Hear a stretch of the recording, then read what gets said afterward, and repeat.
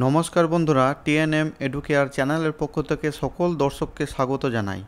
এই মুহূর্তে কলকাতা হাইকোর্ট থেকে বিগ ব্রেকিং নিউজ উঠে আসছে কর্মরত প্রাথমিক শিক্ষকদের বেতন বৈষম্য মামলা থেকে।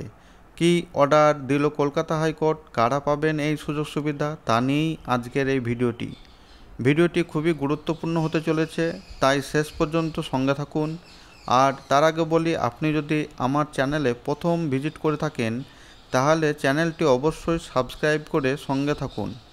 আর যারা অলরেডি আমার চ্যানেল এর সাথে যুক্ত আছেন তাদের সকলকে আমার আন্তরিক শুভেচ্ছা ও ভালোবাসা জানাই। তো চলুন আর দেরি না করে শুরু করি বিস্তারিত।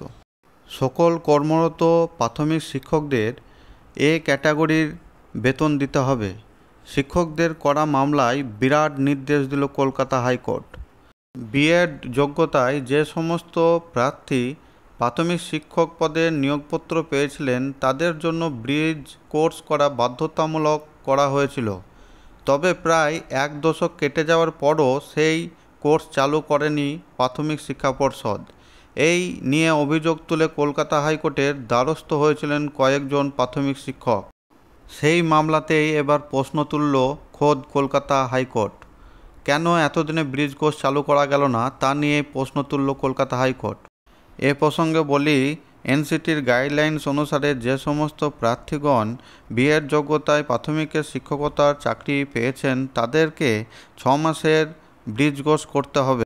বর্তমানে কর্মরত কিছু প্রাথমিক শিক্ষক তারা কলকাতা হাইকোর্টে অভিযোগ দায়ের করে যে ব্রিজ কোর্স না করার পরেও হাজার বিএড উত্তীর্ণ প্রাথমিক শিক্ষককে এ ক্যাটাগরির শিক্ষক হিসাবে চিহ্নিত করেছে পশ্চিমবঙ্গ সরকার। ফলত উচ্চ স্কেলে বেতন দেওয়া হচ্ছে তাদের। এদিকে একদল বিএড উত্তীর্ণ প্রাথমিক শিক্ষকদের ব্রিজ কোর্স না হওয়ার কারণে তারা সমহারে বেতন পাচ্ছে না।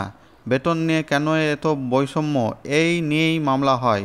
এদিন এই সংক্রান্ত মামলার আদালতের প্রশ্ন, মামলাকারীদের কেন বঞ্চিত হবে এই মামলাকারীরা।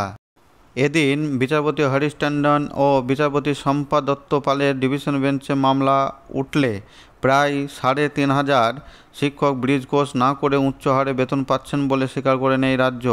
এরপরই দুই বিচারপতির পর্যবেক্ষণ, ব্রিজ কোর্স না করার পরও যদি রাজ্য সরকার ৩,৪৪৬ জন প্রাথমিক শিক্ষককে এ স্কেলে বেতন দিতে পারে তাহলে মামলাকারীরা কেন বঞ্চিত হবে। আদালতের নির্দেশ, যারা এ ক্যাটাগরির বেতন পাচ্ছেন তাদের পাওনা নিয়ে কোনো আপত্তি নেই। তবে যারা এর বিরোধিতা করে আদালতের দ্বারস্থ হয়েছেন সেই সকল প্রাথমিক শিক্ষকদেরও এ ক্যাটাগরির বেতন দেওয়া হোক। উচ্চ আদালতের বক্তব্য, যে সকল শিক্ষকরা এতদিন উচ্চ হারে বেতন পেয়েছেন তাদের সেই বেতন ফেরানো হবে কিনা তা রাজ্য সরকারই ঠিক করবে। আদালতের নির্দেশ, একই যোগ্যতা সম্পন্ন শিক্ষকদের কখনোই বঞ্চিত করা যাবে না। মামলাকারীদের এ ক্যাটাগরির শিক্ষক ধরে নিয়ে বেতন দিতে হবে। হাইকোর্টের নির্দেশের পরই চাপে রাজ্য সরকার। দুদিকেই চাপ রাজ্যের, কারণ এখন সকলকে সমান হারে বেতন দিতে গেলে কোষাগরে টান পড়বে। ওদিকে যদি ওই ৩,৪৪৬ জন শিক্ষকের এ ক্যাটাগরির বেতন বন্ধ করে দেওয়া হয় তাহলে তারা আদালতের দ্বারস্থ হতে পারেন। তাই এখন রাজ্য সরকার দুই দিক থেকেই চাপে পড়ে আছে। দেখা যাক কলকাতা হাইকোর্টের নির্দেশে রাজ্য সরকার কি পদক্ষেপ নেয়, সেদিকে আমাদের নজর থাকবে। আমার ভিডিওটি যদি ভালো লাগে তাহলে অবশ্যই একটি লাইক দিয়ে চ্যানেলটি সাবস্ক্রাইব করে আমার চ্যানেলের সঙ্গে যুক্ত থাকুন। ভিডিওটি দেখার জন্য সকলকে অসংখ্য ধন্যবাদ।